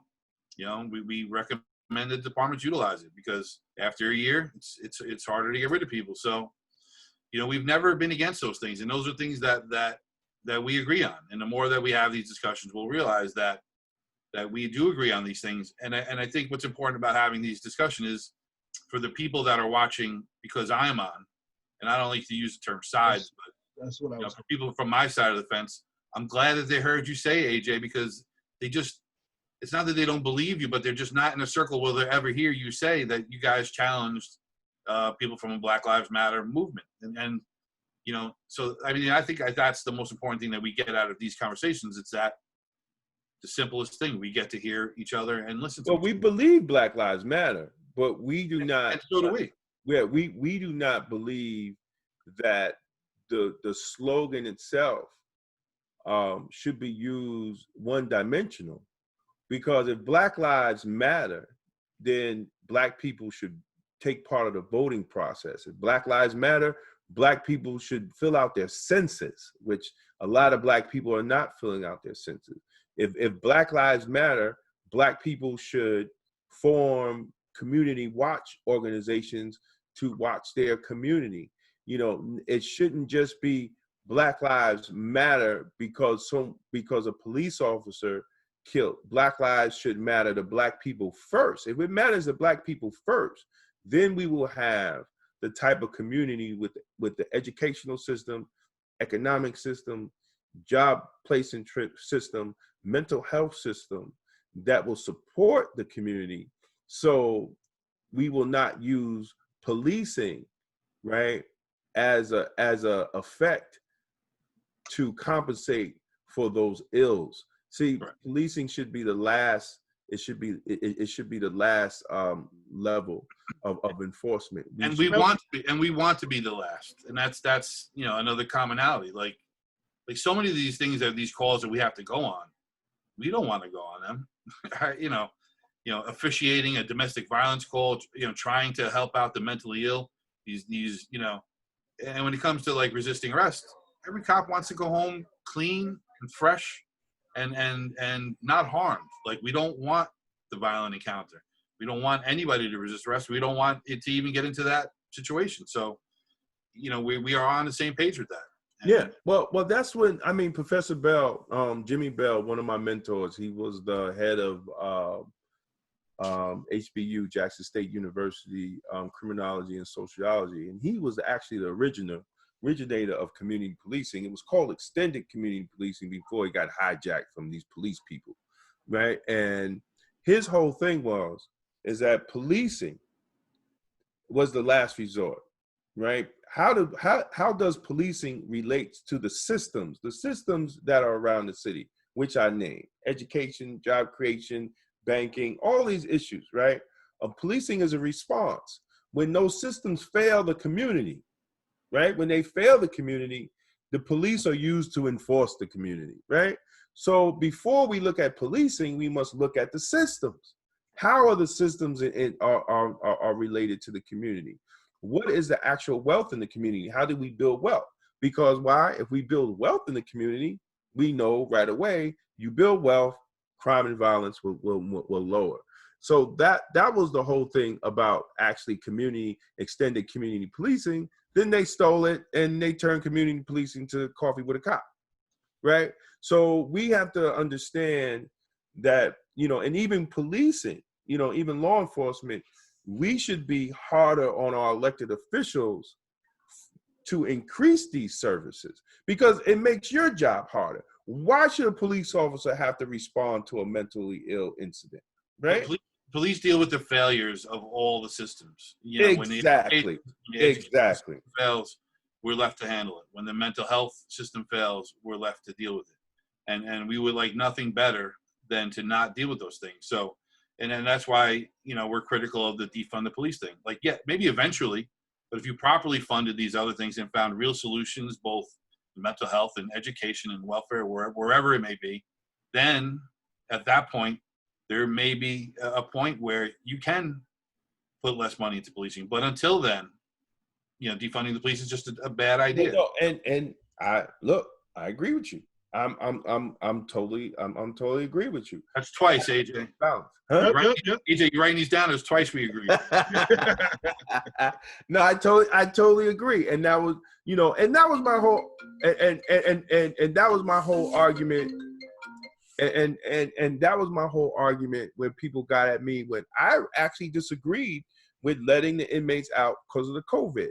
Because my whole thing is this: how are you going to let inmates out when, number one, the country's shut down, number two, there's no services, number three, there's no jobs. So you're going to put them back to doing what they did before they was in jail, right? And part of the rise in crime and violence is because of those people that you let out because of the COVID. Like this is common sense, because if there's no services, where are they going to go? What are they going to do? So you're going to get a guy, you're going to let him out of jail, right? You're going to send him home to his grandma's house, right? He's going to feed off her Social Security, or you're going to send him home to his baby mama's house. She home because she ain't got no job. Everybody's home. How they going to eat? How they going to eat? So he got to go out and do what? Do the same thing he did to put himself back in jail. We have to think, our elected officials have to think better. Our elected officials have to think broader, to think broader. And I'm totally agreeing with you with this, but we have to figure out how we, the community and law enforcement, right, have a common ground and get the elected officials on the same common ground. And that's the thing. I didn't agree with how they did the bail reform. How do you have bail reform, but you didn't match it to the penal law? Right? Yeah, I get it with Khalid Browder. No, he should have never been in jail. But you're letting out, but when you have an incident like in Mount Vernon, when a guy gets arrested 33 times in 1 month, he almost got arrested once every day setting fires, and you can't put him in jail, there's a problem. A couple of times in Yonkers too. Exactly. Yeah. It was a judge from Yonkers that wouldn't hold him. It was a Yonkers judge that wouldn't hold him. Right. That put him back out on the street. Right. So we have to, we have to have real conversations, man. And I hope elected officials is watching it. Yes, we disagree on some things, and I think what we disagree on is a lot of times cultural, right? And how we see things. But we also agree on a lot of things that's productive and making public safety work. And that's what we have to do. Now, if they're going to defund police, or they're going to look at defund, I think every police officer should get a raise, right? You want officers to have accountability, and I said it to all the union presidents. Get money. You can make me accountable for whatever you want. Cut the check, right? Cut the check. And that's what we need to be. That's what I think a lot of union presidents need to be talking about. If you want to put more, because when we said, look, you have national accreditation, yada, yada, yada. Okay, cut the check. You have all you want. If you don't want us to do all that, fine, we ain't gonna do it. Cut the check. Cut the check. So if the elected officials want police officers to be more accountable for their actions and all that, they need to cut the check. And I'm saying that, they need to cut the check. So if they're going to cut the check, then you know what? Okay, that's what y'all want. See, and that's the comment, and that's Damon reached his limit. Until he His battery ran out. You only get 15 minutes in a row and they shut you down. Until he unfreezes. What I wanted to say though, Keith, one of the main reasons in doing this was not what everybody thinks, and it was kind of what you said. I knew that Damon and I and Lorraine we're speaking to an audience, again, that does not usually hear from us. And when you are speaking, we're giving you access to an audience that does normally hear from you. You understand what I'm saying? We're cross-pollinating. Right, and it's going to take these conversations. I also want to say, and then we get back to Damon, I wanted to say earlier, two comments. One, there was a comment, Damon, to your $10,000. They said no $10,000 till due process. You have cops just turning cops in for some $10,000 for the hell of it. Yeah. Secondly, what I want to say to Keith and to all those in law enforcement is the opposite of what Damon said. If you, law enforcement, want the people in the street to give up a no snitching policy and turn in people and come to you with information, we need you to stop your no snitching policy, which is called the blue wall or whatever it is, you know what I'm saying, and do the same thing. And the people in the community saw that, they'd be more comfortable doing that too. I also want to say we have to, and this is to the community and everybody, when we do have cops, I've covered a few of these stories where the police officers have done the right thing. Buffalo, where she stopped her partner from an excessive force on a handcuffed individual. She stopped him, and somehow she lost her job, and he's still working. You understand what I'm saying? The community need to come behind her because she did what we want. Whether you believe him or not, the whistleblower cop in Mount Vernon, he presented information. Nobody believed him. He recorded it. He turned the tapes over to the DA. The DA held on to him for 10 months or so. So he released them to the public, to the press. You understand what I'm saying? Like, because nobody believed him. And you heard all kinds of outlandish stuff coming out of the mouth of other cops. And you're like, yo, this officer has been suspended or whatever. They tried to test his mental health and take away his gun. They tried to do all kinds. We need to protect cops when they do the right thing. And the community I'm speaking specifically to, we need to get behind these officers and we need to support them for doing the right thing, because this is what we asked for them to do. We don't need to let them stand out there on their own in the island by themselves, because they did the right thing. And now they're being retaliated against. We need to all come behind them and stand with them. And you might have more officers actually come forward. You know what I'm saying? Because nobody wants to, you see, even going back to Serpico, you see what happens when a cop tells on other cops. Nobody wants that situation. Yo, you might not believe in that. Huh? Serpico, when I talked to Serpico. Oh, we met him a few years ago. We met him at a rally. He still gets death threats today. Okay. And he can't go in the 5 boroughs. He had to come to a black law enforcement event and support Kaepernick. He had to be escorted to and from from outside of New York City line. He still can't come. He still doesn't go to New York City. He don't come to the NYC at all to this day. We have to admit a lot has changed since the days of Serpico. A lot. I only used him as an example of, you see what, even going back that far, you see what happens if you turn in another cop. That's what I was saying. A lot have changed, but a lot have stayed the same when it comes to the culture of policing and how they look on officers that turn in other officers, right? A lot have changed, but a lot of still stayed the same when it comes to that culture. We still have to address the culture, and we still have to change the culture, man. I mean, but it comes, at the end of the day, it comes from management, right? Because when one of the NYPD brass, one of the white shirts, was seen kneeling down with the protesters, and the pressure was so hard that he apologized. Why should you apologize? It shouldn't be no reason that you feel the need to say that these issues need to be addressed, even as police management.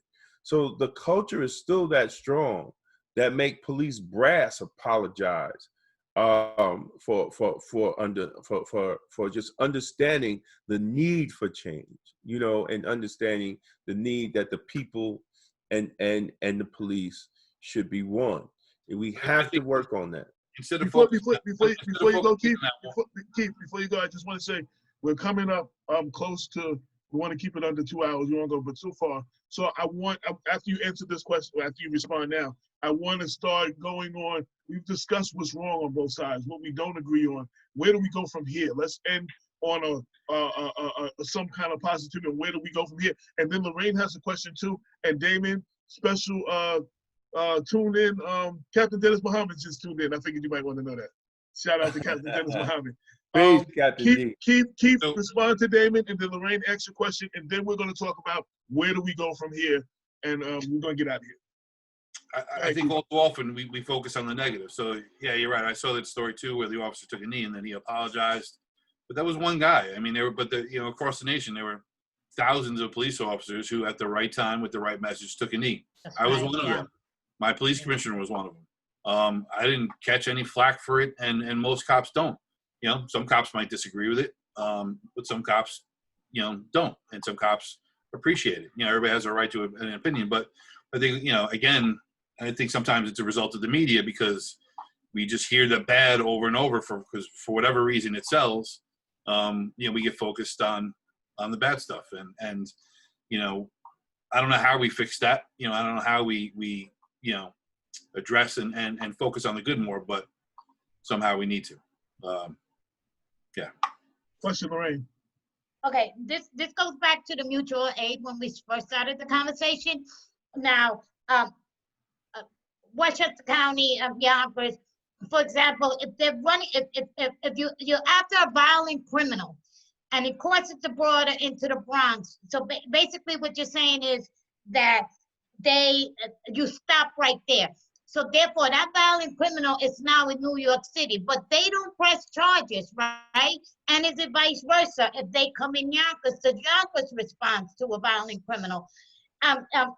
Like, I want to know, like, is it like zero tolerance as far as the mutual aid is concerned? Like, for example, if that body would have crossed and went down the river, would you have fished it out, or would you have let it go?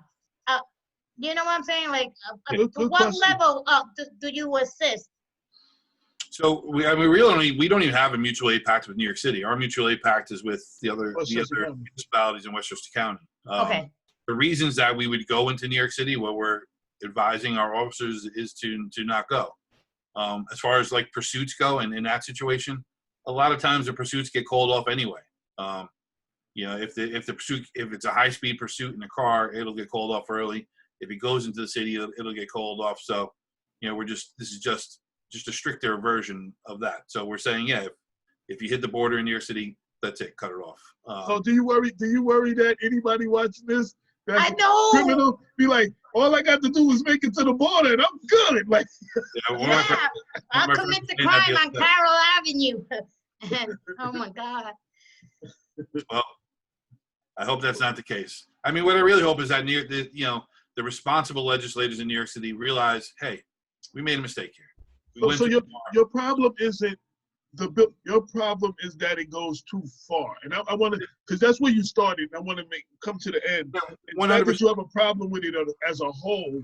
You have a problem with you think it in a rush to please the public, they went a little too far, kind of like they did with criminal justice reform in the state level. Very, very similar to that. And the main similarity there is that it was rushed legislation. That is never good. You know, it's a law. It's obviously extremely important. So every law needs to be really vetted. You need to discuss it with professionals from both sides. You know, I'm not just saying just police, but, you know, bring in people who are you know, self-defense experts and things of that nature to discuss, you know, something like a chokehold diaphragm law. But yeah, so we're okay with the chokehold stuff, you know, just to be very, very clear. And like I said, New York State had passed a law saying that, and we didn't object to it. You know, so in Damon's question, is it okay to chokehold a black person in Westchester? The answer is no, right? Because that was what the title of the story was. I just had to throw that out there for a little laughter. That's how this conversation started. Yes. No, it's not. So where do we go from here? Building towards, you know, I've been involved, Damon has been involved in a lot of, and we met you at a panel, some of those police community relationship builder type of things. Now that we have, again, like Damon was frozen, like I said before, we're doing this because we're speaking to not just you, we're speaking to a whole audience of people that normally don't get to hear from us. And this gives you a forum to speak to a whole audience on our side that normally wouldn't hear from you. They would normally, there would be no dialogue. They would not hear you talk about any of this and get to hear what you have to say. So where do we go from here moving forward? How do we, and that's what Lorraine was saying, how do we've identified the problems. We've heard the concerns on both sides. Where do we go forward? I'd like to leave off with that. So, you know what I'm saying? We didn't just have a conversation and there was no solution situations in it, or, you know, we were just talking to be talking. Right. I mean, for starters, I think we need to do more of this, but maybe start including, I mean, getting the group bigger. Hopefully, when this COVID thing dies down, we do it in person. I mean, Damon and I were ahead of our time. You know, we did this in person. AJ, you were there. That had to be 5 years ago, right, Damon? Yeah. That's the pitch. That's actually the picture I used. The picture I know. Yes. But and we need to get our legislators involved and right. And just bring this, you know, these conversations. And obviously, it can't just be us four every time. You know, we have to foster this type of conversation in large groups and just keep it going. You know, keep that conversation going. We have to get out of our own echo chambers. We have to challenge ourselves to look at other people's perspectives. You know, this is the good part of social media, but recognize the failures of social media and what the algorithm of Facebook does. It just feeds you shit that it thinks you want to hear, and that is terrible. I talk to my wife and kids about that all the time. It's just built, you know, it's built in a terrible way. You know, recognize these things. Recognize that, you know, depending on what channel you're watching, you're being fed a different version or their version of what's happening, and not necessarily the truth. And when I talk to kids, and we have a lot of great programs with youth in Yonkers, particularly kids of color. It's one of my favorite things to do, but one of my favorite topics is teaching them to be critical thinkers. You know, and it's a shame it has to be this way, but nobody reports the news anymore. You have to figure it out for yourself. You have to watch 3 different versions and read 3 different sets of things to kind of really figure out what really happened. But we need to foster critical thinking as much as anything. Absolutely. And to piggyback, and then I'm like, Damon, I had a conversation with Ty Milburn from News 12, and we were talking about, you know, in our past administration, you know, AJ, how do you deal? And I said, it's like an onion. You just got to keep peeling and keep peeling and keep peeling layers to even get close to the truth. Like, you know what I'm saying? There's like 18 different versions to get even closer to the truth. And it's that way we're so polarized. There's the right wing thing, there's the left wing thing, there's the extremists on this side, there's, you know what I mean? And I think it's a distraction. Some of the defund the police conversation is a distraction to the real conversation. Because of course we're not going to take the police out of the scenario. That is not going to happen. And anybody who argues that, I mean, you're just, you know, making noise to be making noise. Damon, where do we go from here? I think we have to have more conversations. I mean, it's like we already know what needs to be done. I mean, there has been commission after commission and report after report and everything. And we have to bring everybody to the table. We have to recognize the systemic racism in law enforcement and the criminal justice system, and be honest to have a conversation about that. We have to recognize the need for a better process of hiring. You know, is sometimes is who we hire that causes the problems, and we have to really recognize that we are professionals, man. We are the trained public safety professionals, no matter what department you're in, and we are accountable to the public. But also, we also have to have a working relationship with the public, and we have to have trust, right? We have to be legitimate, and we have to be accountable. And if we could do that, you know, I think if put all aside and address the culture and be honest about the culture and be willing to change the culture, I think we can move forward. No, I do not believe in defunding police. I do believe is that we have to look at budgetary and how do we address social ills. We cannot continue to use the police, just like brother Keith said, as a response to their lack of addressing social ills in communities, right? We can't use the police to fix that. We already know we can't arrest away a problem in the community. We can't do that, man. So we have to have elected officials that are willing to make the decisions. We have to have elected officials that will hire people that are ready to do the job. We have to address, there's a lot of layers, man. We have to address the nepotism and the cronyism in politics, because a lot of money is going to communities, to people that are political cronies, and they're not using that money to address the social ills of the people. You know, and as law enforcement, we have to be willing to call that out, because eventually, right, it's going to be our problem. It's going to be the police problem. It's going to be corrections problems. It's going to be the courts problem. It's going to be probation, paroles problems, all because, right, elected officials are not doing what they're doing to solve the social ills of the community, right? So I think, you know, law enforcement, I was taught, you know, we are the best leaders in the community because we're taught to deal with the ills, whether you're black, white, yellow, brown, or whatever. But it's up to law enforcement to also be that voice in all the communities and address the social ills, because we don't want them to become police problems, right? Right now, because of, right, Governor Cuomo and other elected officials closed all these mental facilities throughout New York State, right? We're dealing with these mentally ill issues in the communities. And then now we're turning the county jail into a mental ill facility. It's an Arkham Asylum, yeah. Right. Like I wrote, we have our own Arkham Asylums, right? And we're dealing with that to the point that they have to train us as to how to supervise mentally ill people. Like, that's crazy. That's crazy. But see, this is the failure of politics, right? Because they're using the justice system and law enforcement to as a answer to their failure to address social ills. So I think, right, I think law enforcement should be vocal on that. You know, I mean, if you're talking to funding, right, then you should need to talk in raising these institutions to help the community, so law enforcement and police doesn't have to respond to these incidents all the time.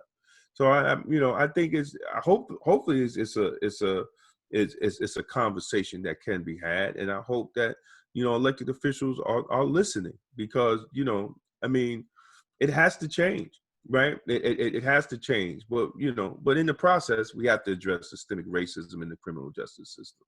It has to be addressed, you know. Lorraine, last words. Where do we go from here? Anything you want to say in closing? No, I think it was an excellent conversation. I'm a Yonkers gal, so, you know, I just want to say thank you, Keith, for showing up and sitting at the table with Black Westchester. You know, thank you. It speaks a lot. It says a lot, and let's, you know, I want to continue this conversation, and let's, you know, hopefully bring in some moms the next time, so we can get another point of view, a couple of women's point of view regarding law enforcement and what goes on in the community as well. Absolutely. Of course, there's no way to, unlike a television show, wrap everything up in a nice package, and at the end of the show, everything is all good. And you have all your answers, and everyone learned everything. But hopefully in this conversation is the beginning of a larger conversation that needs to happen. And hopefully after the pandemic is over and you can actually meet in person, we would gladly work with Keith or whoever else to help put together another town hall, you know, countywide or whatever, or wherever how we want to do it, and we have this hard conversation. Because what really happens, again, like Keith said, on a national level is a great example of what's happened locally as well. The Republicans don't want to hear nothing the Democrats have to say. The Democrats are not hearing nothing that the Republicans say. Neither one of them is solving problems, but they're pointing fingers at each other. And it trickles all the way down to the local issue, the local level, where it's either I'm on this side or that side, like the Bloods of the Crip, like you're my mortal enemy or something like that.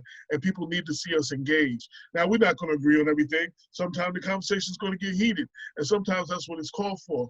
But, you know, Black Westchester wanted to lead the way to bring this together. And I want to say publicly, so Keith is the only PBA president to come throughout the 43 municipalities to come forward to have a conversation like this. And the former police chief in Peekskill was the only police chief ever in all of Westchester to come on our show to have these conversations. You understand what I'm saying? So that means that like we had the applause button, and the applause will be going off right now. So I want to give you your props, and the conversation that we met you at, where you and Damon were talking, was unfair because a lot of things that was asked were not in your power as a PBA president, but you still represented the best you could. And I want to give you your props on that. And sometimes you got to lead by example. So hopefully some of the people on your side heard us, and hopefully some of the people on our side heard you. And hopefully we can continue to have this conversation, because we got to have these real conversations. We got to stop being afraid to have these conversations. That's what I was telling Black Lives Matter. You know, we have to address the issues, and we have to be real of what's going on.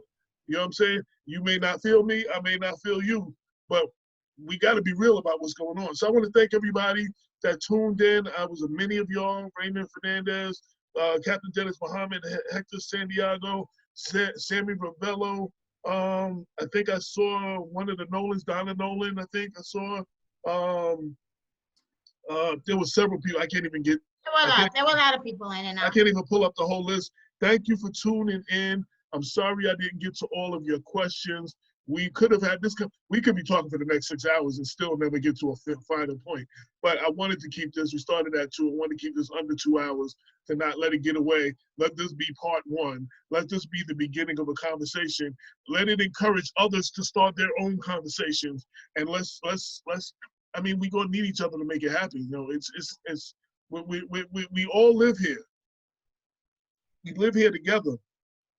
You know what I'm saying? So we got to work together. Like and the Black community got to stop looking for a hero to come save us. There's some stuff we need to do on our own, and that's another show. But Damon, last word? Anything? Peace? Anything? I want to thank Keith, man. It's always my brother, man. We have great conversations, and the more we disagree, the more we agree. You know what I'm saying? I agree again. Yeah, you know, so but you know, thank you again, man, and it was great, and you know, people need to hear this, you know, and people need to know that, you know, police officers, you know, I mean, hard job, and there's only a few. I mean, you know, there's only a few that make it bad for the whole bunch, man, but many officers do their job, and they do their job with integrity. And I want to thank you for being a union president that come on and want to have these tough conversations. Not many will, and not many do. But you know, I want to thank you for doing that, man. I appreciate it. I appreciate that. And just a final word for me. There are a lot of people in my circle who would not mind having this conversation, and my goal is to, like you said, kind of lead by example, and then I can't be everywhere all the time. None of us can be. So, foster this conversation and take a step back and let them jump in. And, their perspective may not be exactly like mine, and that's the way it should be. But you'd be surprised at how many people, think the way I do and would agree with most of the things that were said here today. So thanks to everybody for the conversation. I really appreciate it. And stay safe. Thank you. One last thing I want to say, Damon, and you would appreciate this, and you just said one bad apple spoil a whole bunch. So as I've been eating this fruit, you got me into eating all this fruit, no matter what it is, that one banana, because I just had one banana with the whole stack, that one banana was about to make the rest of it. I had to throw that banana away so I could save the rest of the bananas. You know what I'm saying? I got to see that on a real level. You know what I'm saying? Right. The example we use all the time. So, and then we need to do that in our police departments and government as well. Thanks, Charles Stern from RedBlueTalk. You follow him. He has a good program, a good Facebook Messenger, Facebook page, and radio show. Follow him. I wanted to include him because I knew he would bring another aspect to this whole thing. And it wouldn't, even though I'm sure that sometimes it looked like we was all ganging up on you, it wouldn't be all us against you. I didn't want it to be that. So I wanted an impartial person that would be great. But with that said, this has been Black Westchester Presents Age of Accountability Part 1. Hopefully we will do this together. We will expand this conversation. You could be doing anything else, but you decided to ride with us, and we greatly appreciate it. This is Black Westchester, AJ Woodson, Damon K. Jones, Lorraine Lopez. Shout out to Dr. Bob and our guest today, Keith Olson, Yonkers PBA president. Until next time, peace. Peace. Thanks, guys. Bye, guys.